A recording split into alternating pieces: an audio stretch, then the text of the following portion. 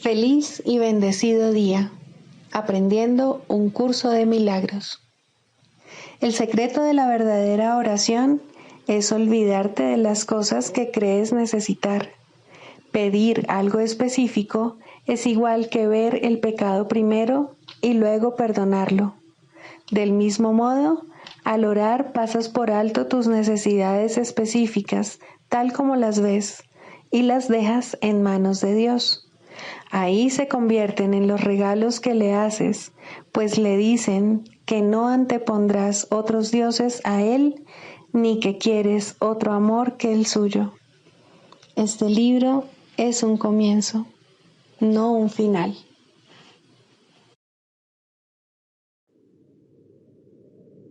Del prefacio que postula, párrafo 9.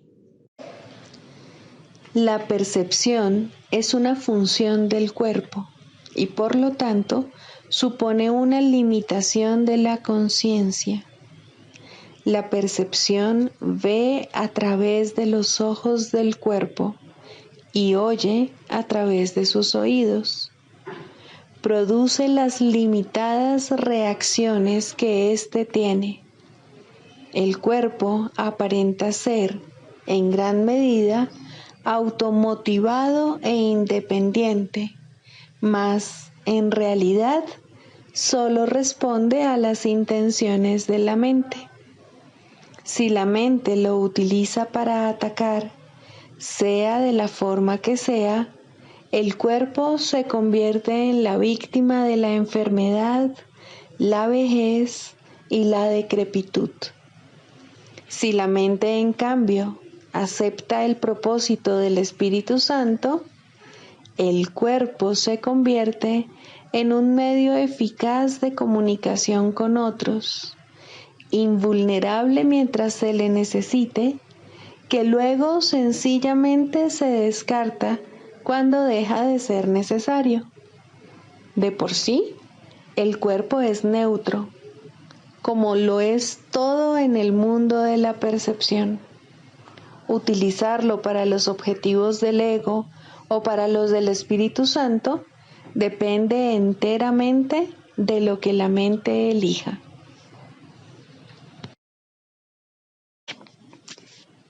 Introducción. Este es un curso de milagros. Es un curso obligatorio. Solo el momento en que decides tomarlo es voluntario. Tener libre albedrío no quiere decir que tú mismo puedas establecer el plan de estudios. Significa únicamente que puedes elegir lo que quieres aprender en cualquier momento dado. Este curso no pretende enseñar el significado del amor, pues eso está más allá de lo que se puede enseñar. Pretende, no obstante, despejar los obstáculos que impiden experimentar la presencia del amor, el cual es tu herencia natural. Lo opuesto al amor es el miedo, pero aquello que todo lo abarca no puede tener opuestos. Este curso puede, por lo tanto, resumirse muy simplemente de la siguiente manera. Nada real puede ser amenazado. Nada irreal existe. En esto radica la paz de Dios.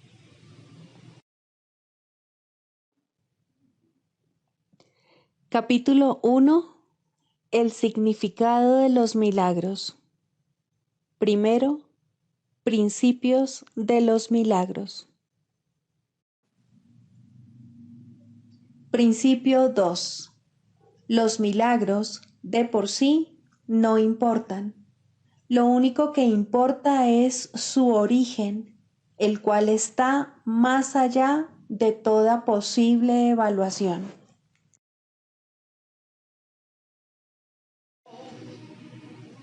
Capítulo 1. El significado de los milagros.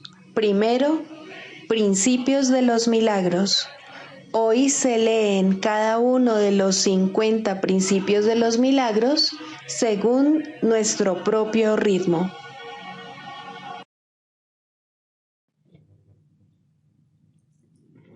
Libro de ejercicios. Pregunta 12. ¿Qué es el ego? El ego no es otra cosa que idolatría, el símbolo de un yo limitado y separado, nacido en un cuerpo, condenado a sufrir y a que su vida acabe en la muerte. Es la voluntad que ve a la voluntad de Dios como su enemigo y que adopta una forma en que ésta es negada. El ego es la prueba de que la fuerza es débil y el amor temible. La vida en realidad es la muerte y solo lo que se opone a Dios es verdad.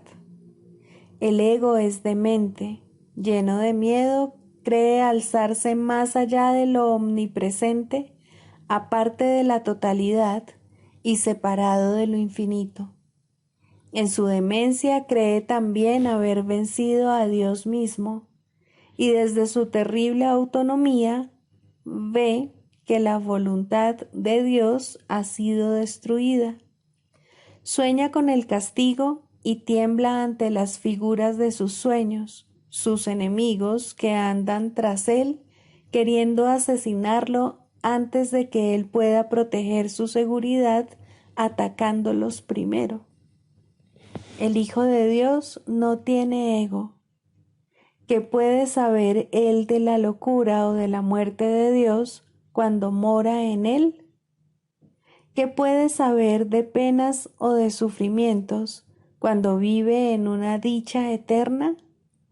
¿Qué puede saber del miedo o del castigo, del pecado o de la culpabilidad, del odio o del ataque, cuando lo único que le rodea es paz eterna, por siempre imperturbable y libre de todo conflicto, en la tranquilidad y silencio más profundos? Conocer la realidad significa no ver al ego ni a sus pensamientos, sus obras o actos, sus leyes o creencias, sus sueños o esperanzas, así como tampoco los planes que tiene para su propia salvación y el precio que hay que pagar por creer en él. Desde el punto de vista del sufrimiento, el precio que hay que pagar por tener fe en él es tan inmenso que la ofrenda que se hace a diario en su tenebroso santuario es la crucifixión del Hijo de Dios. Y la sangre no puede sino correr ante el altar donde sus enfermizos seguidores se preparan para morir.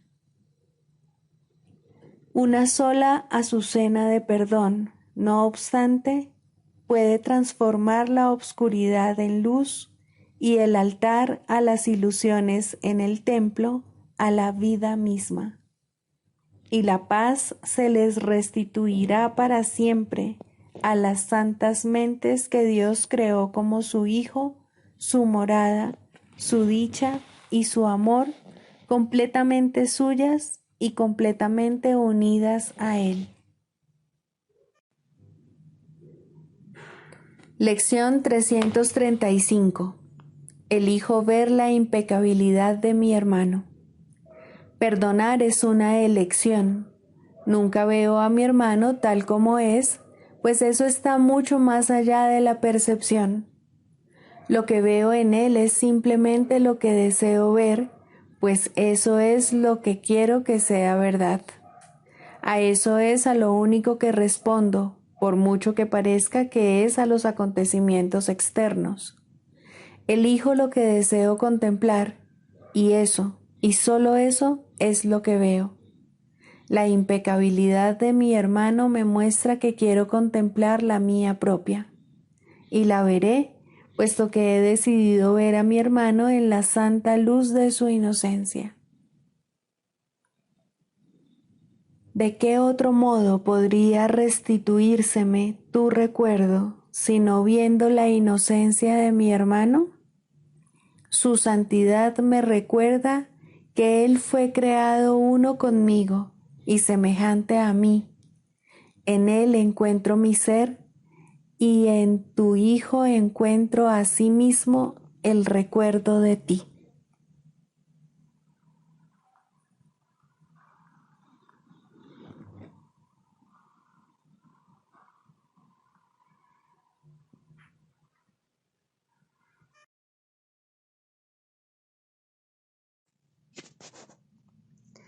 Del Manual para el Maestro, pregunta 4. ¿Cuáles son las características de los maestros de Dios? 1. Confianza. He aquí la base sobre la que descansa su capacidad para llevar a cabo su función. La percepción es el resultado de lo que se ha aprendido. De hecho, la percepción es lo que se ha aprendido, ya que causa y efecto nunca se encuentran separados. Los maestros de Dios tienen confianza en el mundo, porque han aprendido que no está regido por las leyes que el mundo inventó. Está regido por un poder que se encuentra en ellos, pero que no es de ellos. Este poder es el que mantiene todas las cosas a salvo. Mediante este poder, los maestros de Dios contemplan un mundo perdonado. Una vez que hemos experimentado ese poder, es imposible volver a confiar en nuestra insignificante fuerza propia. ¿Quién trataría de volar con las minúsculas alas de un gorrión cuando se le ha dado el formidable poder de un águila? ¿Y quién pondría su fe en las miserables ofrendas del ego cuando los dones de Dios se encuentran desplegados ante él? ¿Qué induce a los maestros de Dios a efectuar este cambio? A.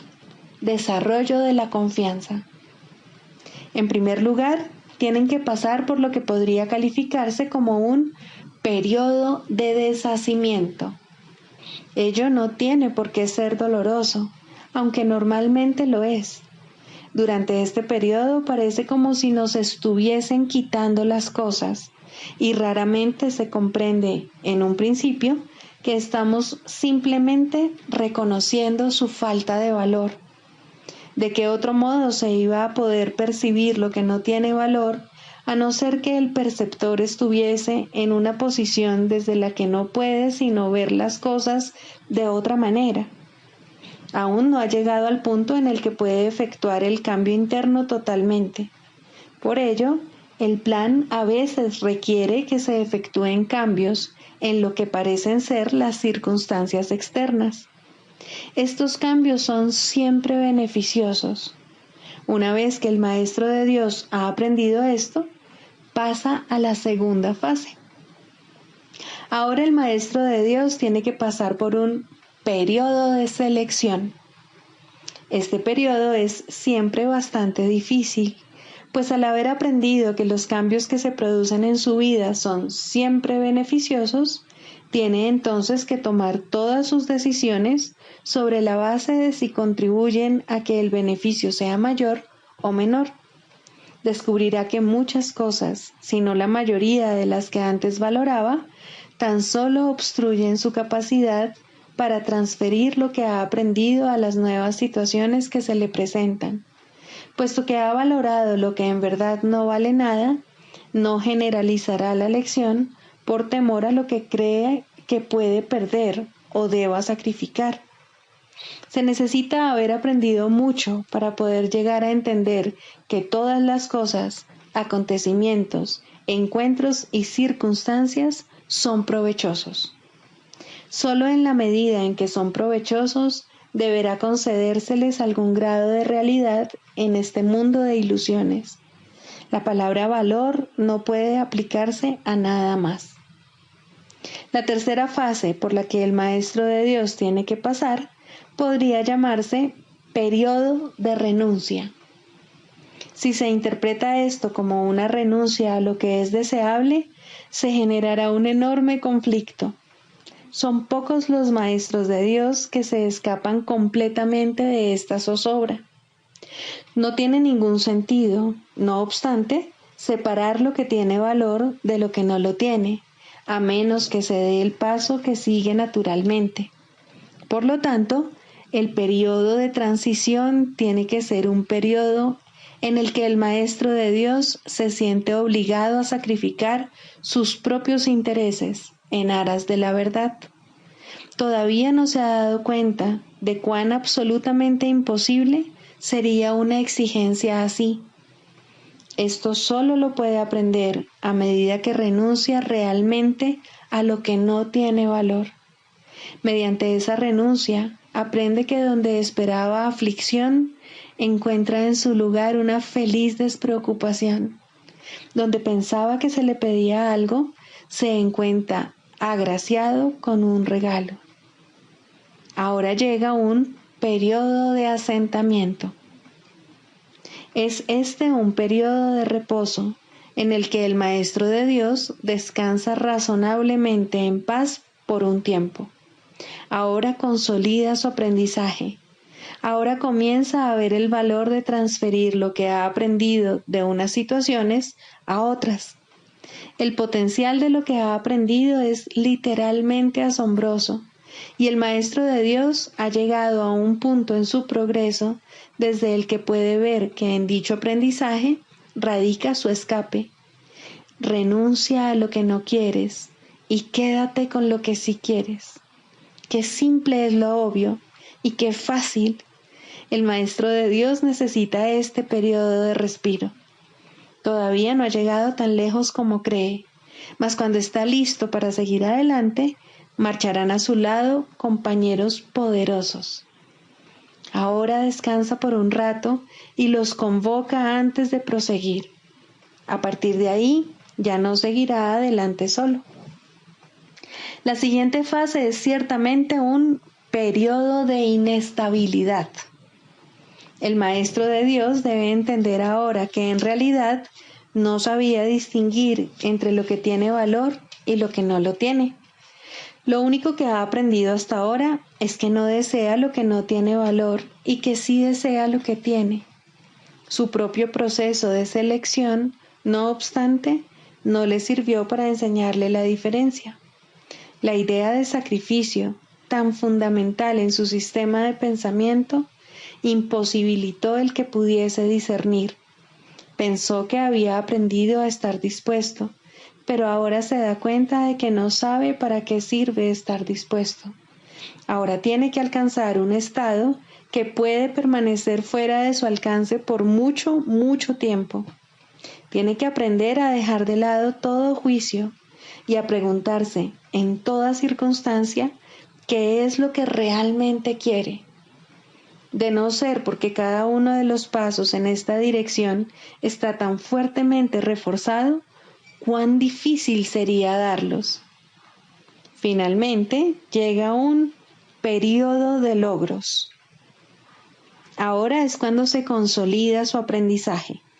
Lo que antes se consideraba simples sombras se han convertido ahora en ganancias substanciales con las que puede contar en cualquier emergencia, así como también en los periodos de calma. En efecto, el resultado de esas ganancias no es otro que la tranquilidad, el fruto de un aprendizaje honesto, de un pensamiento congruente y de una transferencia plena. Esta es la fase de la verdadera paz, pues aquí se refleja plenamente el estado celestial. A partir de ahí, el camino al cielo está libre y despejado y no presenta ninguna dificultad. En realidad ya está aquí. ¿Quién iba a querer ir a ninguna otra parte si ya goza de absoluta paz? ¿Y quién querría cambiar su tranquilidad por algo más deseable? ¿Qué podría ser más deseable?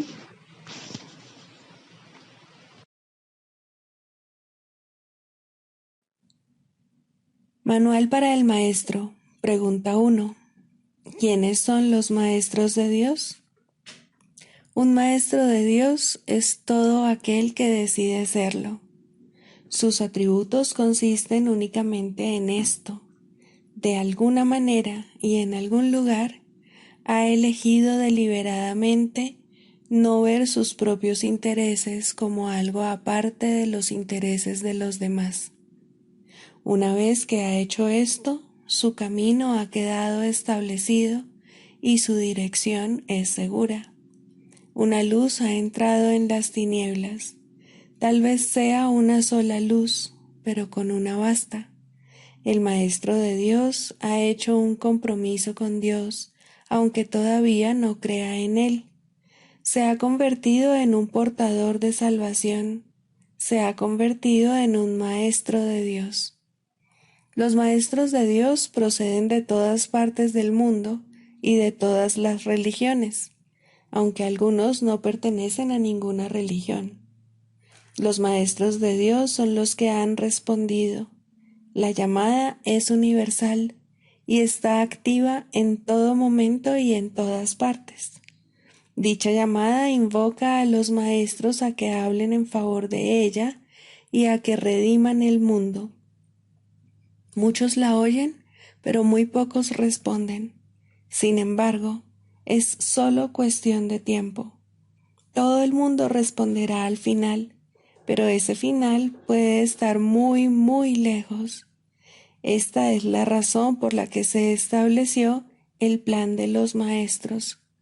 Su función es ahorrar tiempo.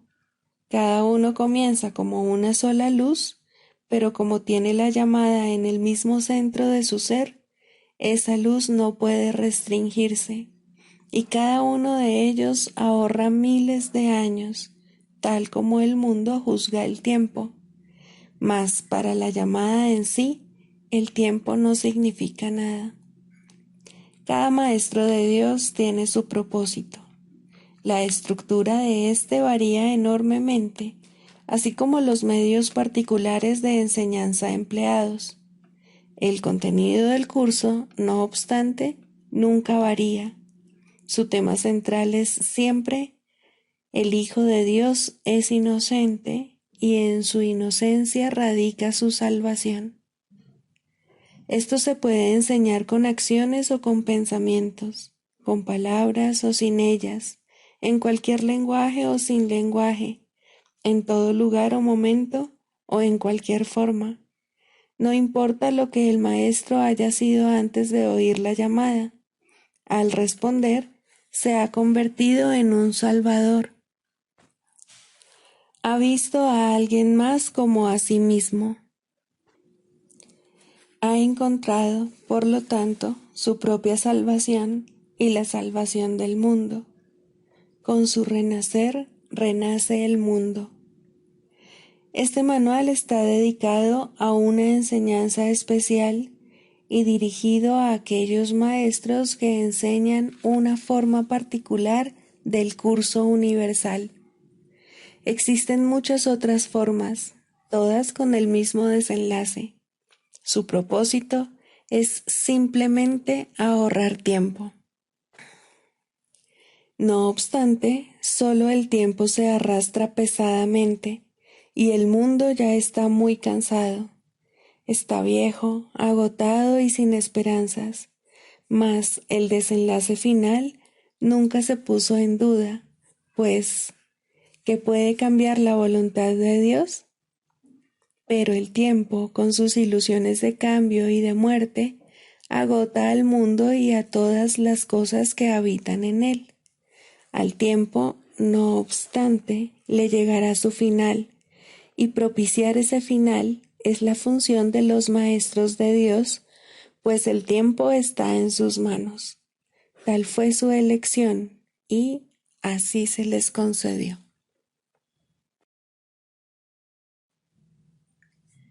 Manual para el maestro. Clarificación de términos. 4. La percepción verdadera, el conocimiento. El mundo que ves no es más que la ilusión de un mundo. Dios no lo creó, pues lo que Él crea tiene que ser tan eterno como Él. En el mundo que ves, no obstante, no hay nada que haya de perdurar para siempre. Algunas cosas durarán en el tiempo algo más que otras, pero llegará el momento en el que a todo lo visible le llegue su fin. Los ojos del cuerpo no son, por lo tanto, el medio a través del cual se puede ver el mundo real, pues las ilusiones que contemplan solo pueden conducir a más ilusiones de la realidad. Y eso es lo que hacen, pues todo lo que los ojos del cuerpo ven no solo no ha de durar, sino que además se presta a que se tengan pensamientos de pecado y culpabilidad.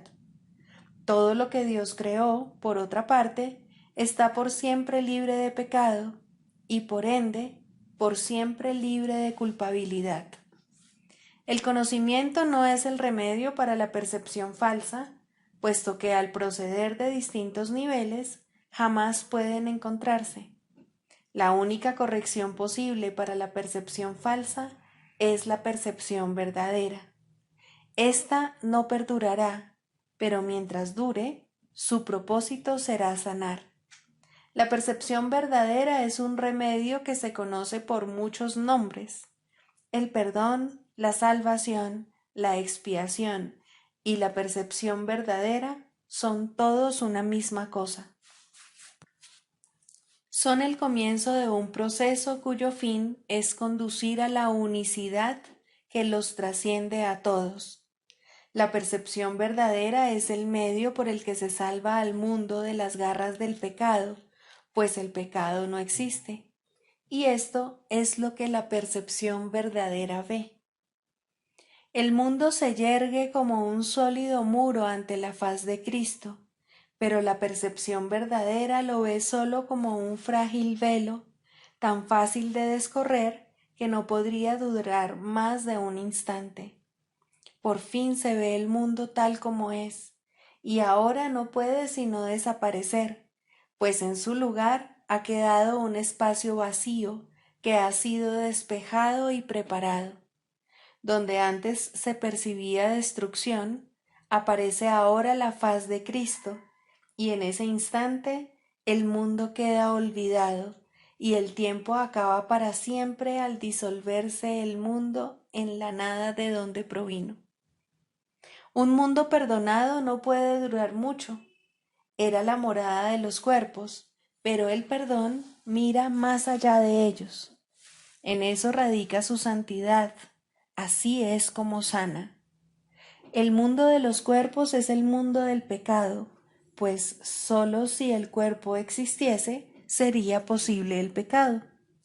El pecado acarrea culpabilidad tan irremediablemente como el perdón acaba con ella. Y una vez que ha desaparecido todo rastro de culpabilidad, ¿qué queda que pueda seguir manteniendo al mundo separado y fijo en su lugar? Pues la idea de lugar habrá desaparecido también junto con el tiempo. El cuerpo es lo único que hace que el mundo parezca real, pues, al ser algo separado, no puede permanecer donde la separación es imposible. El perdón prueba que es imposible porque no lo ve, y lo que entonces pasas por alto deja de ser comprensible para ti, tal como una vez estabas seguro de su presencia. Este es el cambio que brinda la percepción verdadera. Lo que antes se había proyectado afuera, ahora se ve adentro, y ahí el perdón deja que desaparezca. Ahí se establece el altar al Hijo, y ahí se recuerda a su Padre. Ahí se llevan todas las ilusiones ante la verdad y se depositan ante el altar. Lo que se ve como que está afuera no puede sino estar más allá del alcance del perdón, pues parece ser por siempre pecaminoso. ¿Qué esperanza puede haber mientras se siga viendo el pecado como algo externo? ¿Qué remedio puede haber para la culpabilidad? Mas, al ver a la culpabilidad y al perdón dentro de tu mente, estos se encuentran juntos por un instante, uno al lado del otro, ante un solo altar. Ahí, por fin, la enfermedad y su único remedio se unen en un destello de luz curativa. Dios ha venido a proclamar lo que es suyo. El perdón se ha consumado. Y ahora el conocimiento de Dios, inmutable, absoluto, puro y completamente comprensible, entra en su reino. Ya no hay percepción, ni falsa ni verdadera. Ya no hay perdón, pues su tarea ha finalizado.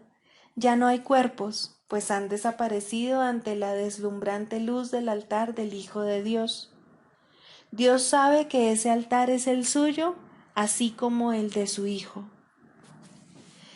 Y ahí se unen, pues ahí el resplandor de la faz de Cristo ha hecho desaparecer el último instante del tiempo, y ahora la última percepción del mundo no tiene propósito ni causa, pues ahí donde el recuerdo de Dios ha llegado finalmente, no hay jornada, ni creencia en el pecado, ni paredes, ni cuerpos, y la sombría atracción de la culpabilidad y de la muerte se extingue para siempre.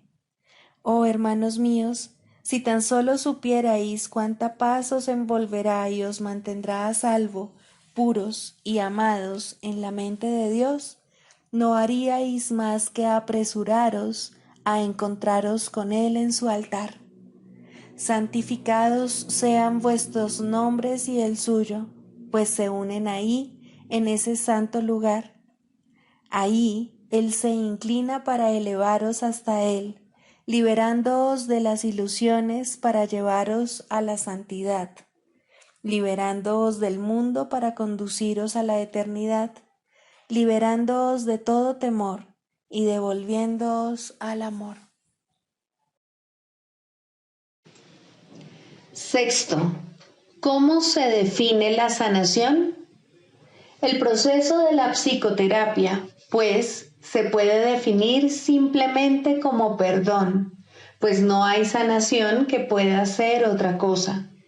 Los que no perdonan están enfermos, pues creen que ellos no han sido perdonados. El asirse a la culpa, el abrazarla estrechamente y cuidarla, el protegerla con amor y el mantener en alerta su defensa, todo esto no es otra cosa que una implacable negativa a perdonar.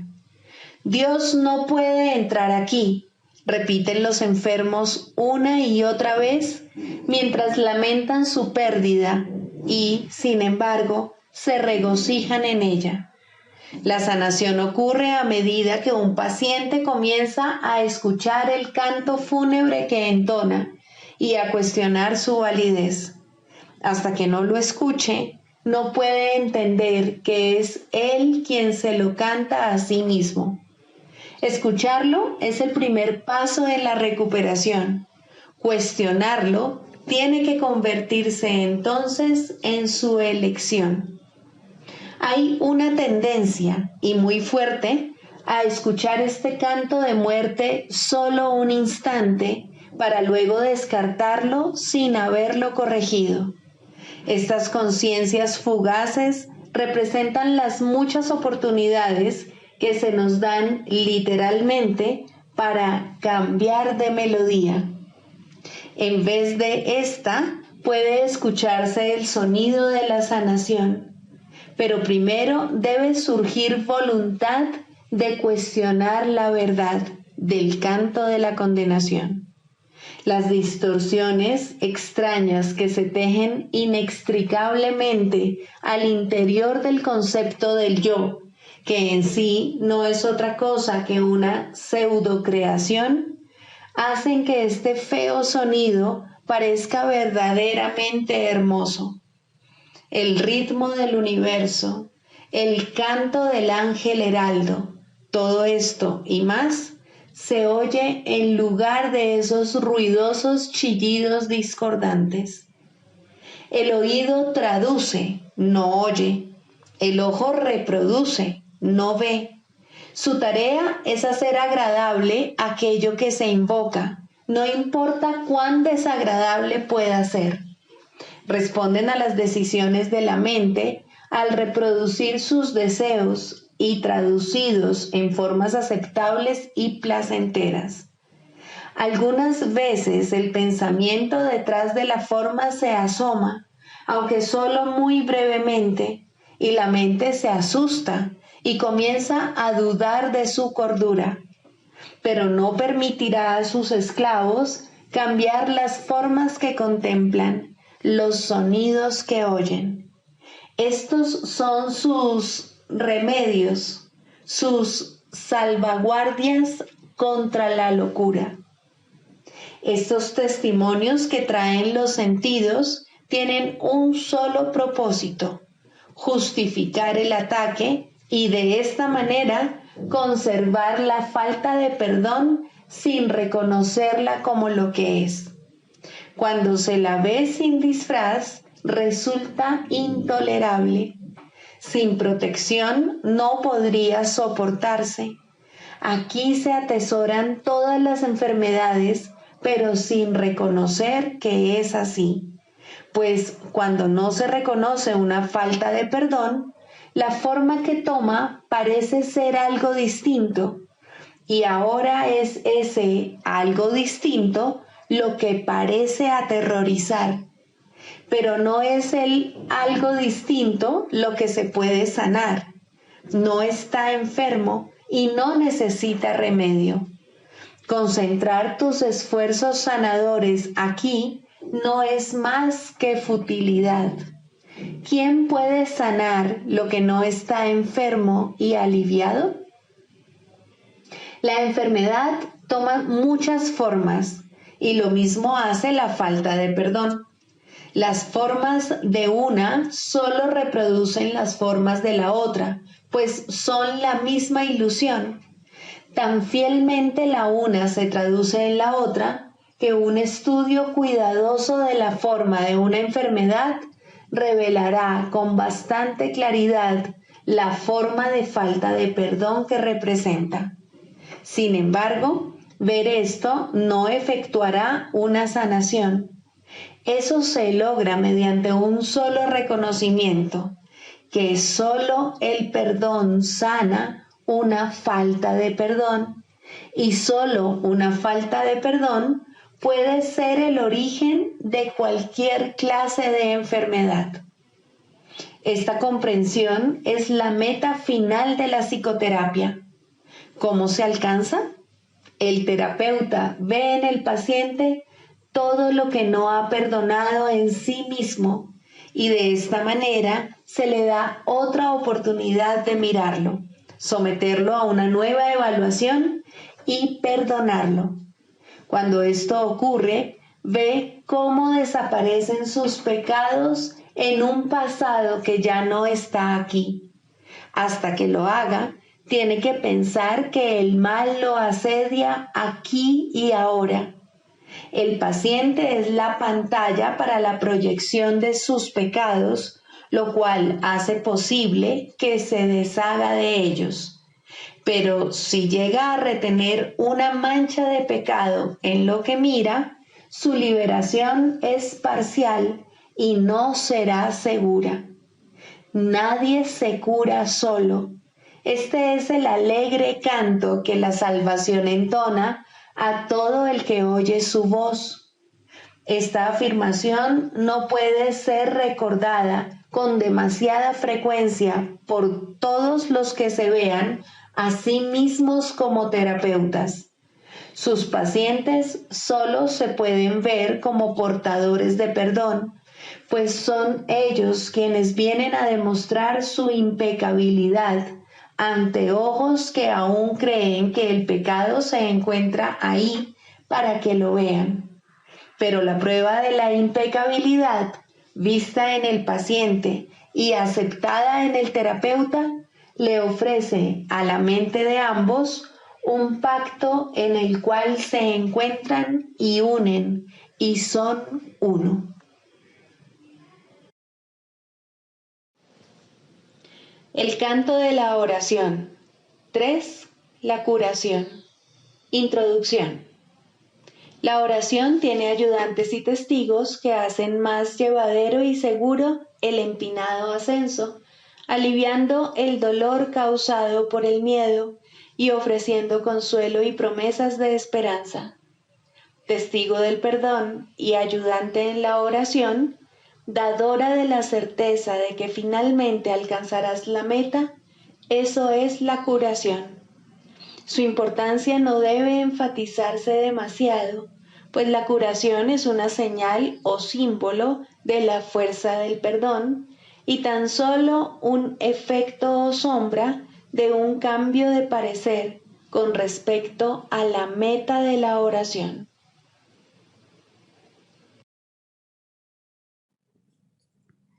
Sigamos a Jesús haciendo del perdón algo tan natural como respirar y algo tan vital como el aire. Amén.